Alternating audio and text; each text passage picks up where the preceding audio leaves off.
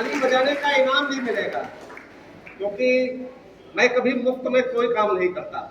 मैं कविता भी अच्छी सुनाऊंगा, संदेश परक सुनाऊंगा, आपके मतलब की सुनाऊंगा। आप उससे कुछ सीखेंगे तो निश्चित रूप से आपकी तालियां, आपका प्रेम, आपका समर्थन हमें आवश्यक होगा। ठीक है। हिंदी दिवस के अंतर्गत आयोजित इस कार्यक्रम में आप सभी का हार्दिक स्वागत है। हमारे प्रधानाचार्य जी हैं डॉक्टर अरुण पारासर जी, डॉक्टर वैभव जी हैं। कार्यक्रम की महनीय अध्यक्षता हमारे जनपद के वरेण्य साहित्यकार आदरणीय केदारनाथ शुक्ल जी कर रहे हैं, और मंच पर उपस्थित सभी लोगों का हार्दिक अभिनंदन करता हूं, अभिवादन करता हूं, और इस परिसर में उपस्थित सभी प्रतिभाशाली बच्चों को असीम स्नेह सौंपता हूं। दरअसल जो बच्चे जिन्होंने प्रतिभाग किया और प्रथम, द्वितीय, तृतीय, मुझे लगता है कि जिन्हें पारितोषिक मिला और जिन्हें नहीं मिला, वे समझ लें कि प्रतियोगिता कोई अंक गणित नहीं है। यह कोई नंबर की अंक गणित नहीं है कि मैं प्रथम आया, आप द्वितीय आए, आप तृतीय आए। यह प्रतियोगिताएं आपके व्यक्तित्व विकास के लिए, आपके आत्मविश्वास के बेहतर बनाने के लिए होती हैं, किसी अंक गणित के लिए नहीं होती हैं। सबसे बड़ा आपका पुरस्कार यही होता है कि आपका अपना विश्वास बेहतर होता है जब आप यहाँ मंच तक आते हैं और कुछ प्रस्तुति अपनी देते हैं। इसलिए हो सकता है कुछ बच्चों को लग रहा हो कि मेरा और दूसरों से बेहतर था। कई बार तो त्रुटियां हम लोगों से भी हो जाती हैं। एक बच्चे ने तो हमें फोन पर धमकी दे दी, कहा कल आएंगे आपको ठीक करेंगे, बहुत बड़े जज की तुम बनते हो।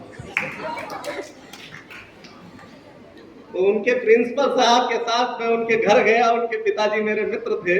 उन्होंने कहा इस बच्चे को मैंने घर से बाहर निकाल दिया है, जब तक आप इसको लिखित रूप से क्षमा नहीं करेंगे तब तक इसको घर में नहीं घुसने दिया जाएगा।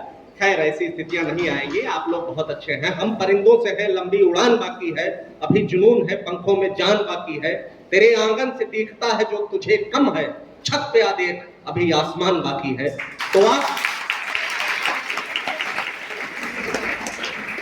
आपका आत्मविश्वास, आपने जो प्रस्तुति दी है, नंबर किस बात के होते हैं? नंबर इस बात के नहीं होते हैं कि आप प्रथम आए, द्वितीय आए, तृतीय आए। नंबर इस बात के होते हैं कि आपने यहाँ आकर के जो परफॉर्म किया है उसमें आपका कॉन्फिडेंस लेवल किस बात का था। हम लोग नंबर इस बात के देखते हैं, आपका आत्मविश्वास कितना था, आपका कॉन्फिडेंस लेवल किस लेवल का था, आपका आई कांटेक्ट कैसा था, आपकी वॉइस पिच कैसी थी। नंबर उस बात के होते हैं और वो सीखना चाहिए। यहाँ अगर आप कोई कविता सुनाते हैं या कोई गीत गाते हैं तो आपको लता मंगेशकर, मोहम्मद रफी शायद नहीं बनना है। आप यहाँ नृत्य की कोई परफॉर्मेंस देते हैं तो आपको माधुरी दीक्षित, वैजंती माला नहीं बनना है। लेकिन इस प्रस्तुति से जो आपको आत्मविश्वास आता है वह पूरे जीवन आपको काम आता है।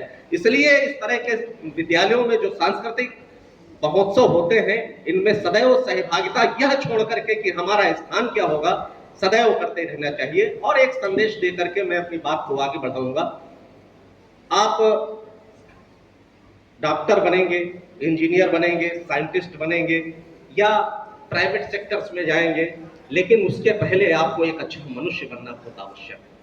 आप कम अच्छे डॉक्टर होंगे काम चल जाएगा, आप कम अच्छे इंजीनियर होंगे तब भी काम चला लिया जाएगा, लेकिन आप अगर अच्छे मनुष्य कम है तो वह थोड़ा सा स्वीकार्य नहीं होगा। इसलिए सबसे बड़ी